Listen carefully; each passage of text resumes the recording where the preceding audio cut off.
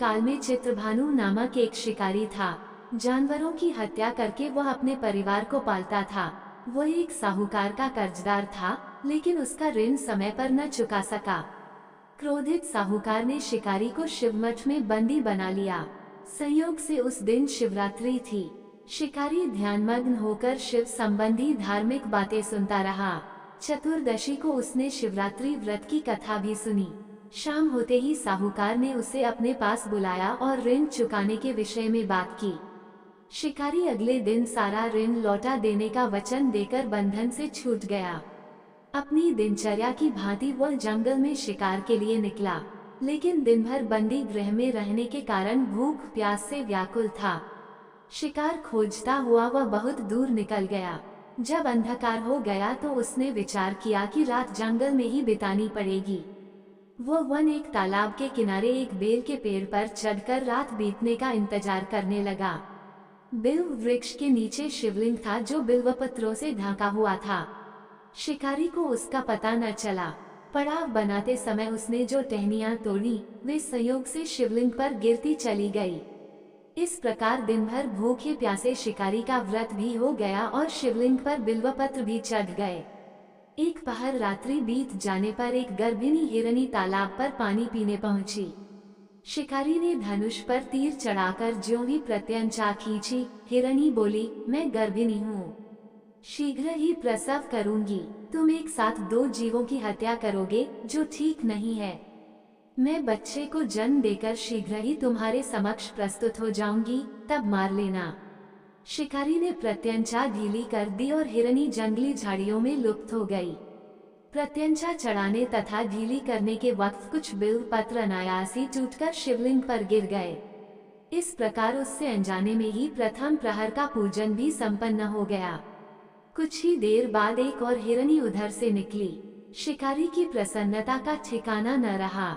समीप आने पर उसने धनुष पर बाण चढ़ाया। तब उसे देख हिरनी ने विनम्रतापूर्वक निवेदन किया, हे शिकारी, मैं थोड़ी देर पहले ऋतु से निवृत्त हुई हूँ, कामातुर विरहिणी हूँ, अपने प्रिय की खोज में भटक रही हूँ। मैं अपने पति से मिलकर शीघ्र ही तुम्हारे पास आ जाऊंगी। शिकारी ने उसे भी जाने दिया।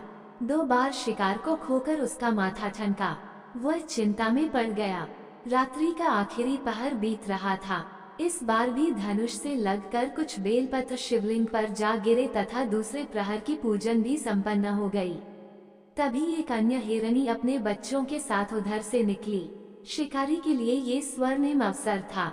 उसने धनुष पर तीर चढ़ाने में देर नहीं लगाई। वह तीर छोड़ने ही वाला था कि हिरनी बोली, हे शिकारी, मैं इन बच्चों को इनके पिता के हवाले करके लौटाऊंगी। इस समय मुझे मत मारो। शिकारी हंसा और बोला, सामने आए शिकार को छोड़ दूं? मैं ऐसा मूर्ख नहीं। इससे पहले मैं 2 बार अपना शिकार खो चुका हूँ। मेरे बच्चे भूख प्यास से व्यग्र हो रहे होंगे। उत्तर में हिरनी ने फिर कहा, जैसे तुम्हें अपने बच्चों की ममता सता रही है, ठीक वैसे ही मुझे भी। हे शिकारी, मेरा विश्वास करो, मैं इन्हें इनके पिता के पास छोड़कर तुरंत लौटने की प्रतिज्ञा करती हूँ। हिरनी का दुख भरा स्वर सुनकर शिकारी को उस पर दया आ गई। उसने उस मृगी को भी जाने दिया। शिकार के अभाव में तथा भूख प्यास से व्याकुल शिकारी अनजाने में ही बेल वृक्ष पर बैठा बेलपत्र तोड़ तोड़कर नीचे फेंकता जा रहा था। पौ फटने को हुई तो एक हष्ट-पुष्ट मृग उसी रास्ते पर आया।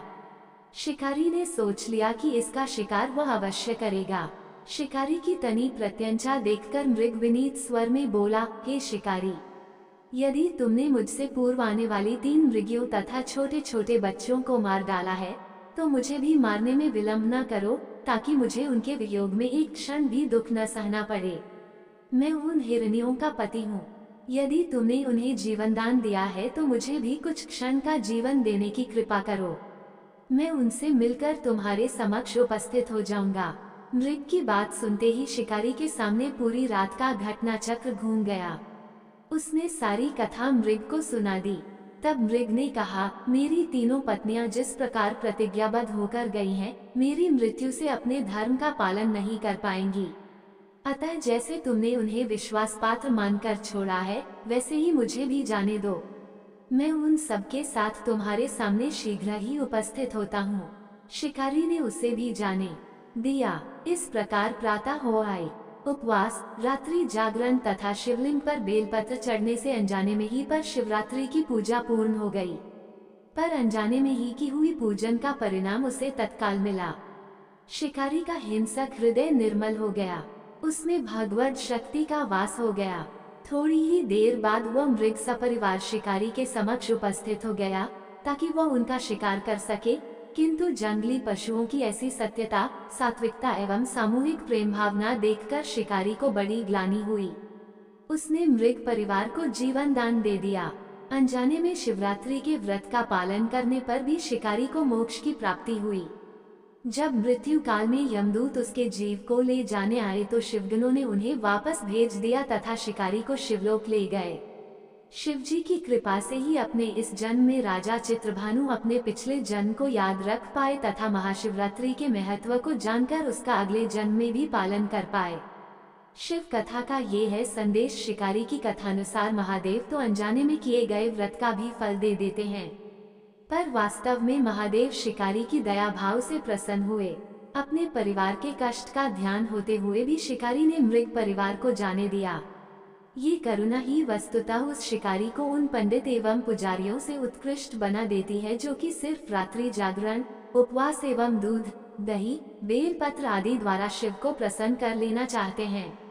इस कथा में सबसे महत्वपूर्ण बात यह है कि इस कथा में अनजाने में हुए पूजन पर विशेष बल दिया गया है। इसका अर्थ यह नहीं है कि शिव किसी भी प्रकार से किए गए पूजन को स्वीकार कर लेते हैं अथवा भोलेनाथ जाने या अनजाने में हुए पूजन में भेद नहीं कर सकते हैं। वास्तव में वह शिकारी शिव पूजन नहीं कर रहा था। इसका अर्थ ये भी हुआ कि वो किसी तरह के किसी फल की कामना भी नहीं कर रहा था। उसने मृग परिवार को समय एवं जीवन दान दिया जो कि शिव पूजन के समान है। शिव का अर्थ ही कल्याण होता है। उन निरीह प्राणियों का कल्याण करने के कारण ही वह शिव तत्व को जान पाया तथा उसका शिव से साक्षात्कार हुआ। परोपकार करने के लिए महाशिवरात्रि का दिवस होना भी आवश्यक नहीं है। पुराण में 4 प्रकार के शिवरात्रि पूजन का वर्णन है। मासिक शिवरात्रि, प्रथम आदि शिवरात्रि तथा महाशिवरात्रि। पुराण वर्णित अंतिम शिवरात्रि है नित्य शिवरात्रि। वस्तुतः प्रत्येक रात्रि ही शिवरात्रि है अगर हम उन परम कल्याणकारी आशुतोष भगवान में स्वयं को लीन कर दे तथा कल्याण मार्ग का अनुसरण करें, वही शिवरात्रि का सच्चा व्रत है।